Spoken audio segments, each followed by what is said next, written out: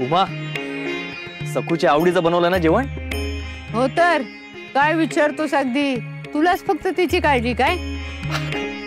सखू आमची कोणी नाही, नाही का? अहो हो आहे बरं, सखूच्या आवडीचीच भाजी आहे आणि तिला आवडतं ना तसं छान तिखट आंबट गोड असं मिरचीचं लोणचं केलंय आणि भाकरी सुद्धा आहे. नाही, मला तसं नव्हतं म्हणायचं. काय करू काय नाही, मला असं होतंय सगळं.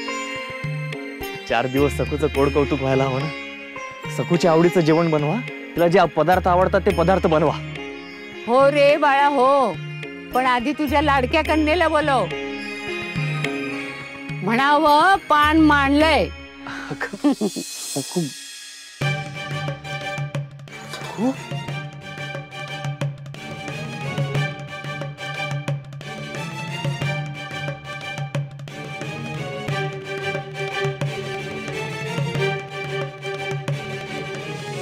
अगं हे काय? अगं लग्न झालंय तुझं आता. असा बालिशपणा करून कसं चालेल बरं? सखू अगं, तुझ्या सासूला हे कळालं तर ओरडतील ना त्या. लग्न झाल्यावर नुसतं लुगडंच नेसायचं असतं. बदलते आधी कपडे. माई बघ ना ग. अहो हो थांबा जरा, मीच सखूला हो म्हटलंय, तुम्ही तिला ओरडू नका. अगं उमा, पण कोणी बघितलं तर? अहो कोण बघणार आहे?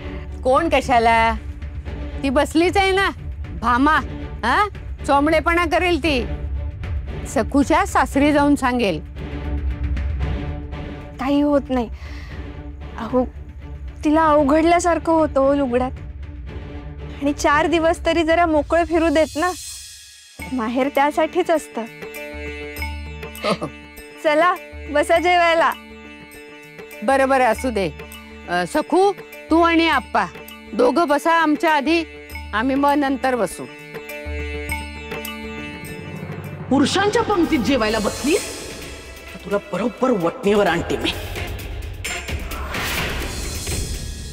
नाही नाही, आधी पुरुष मग बायका.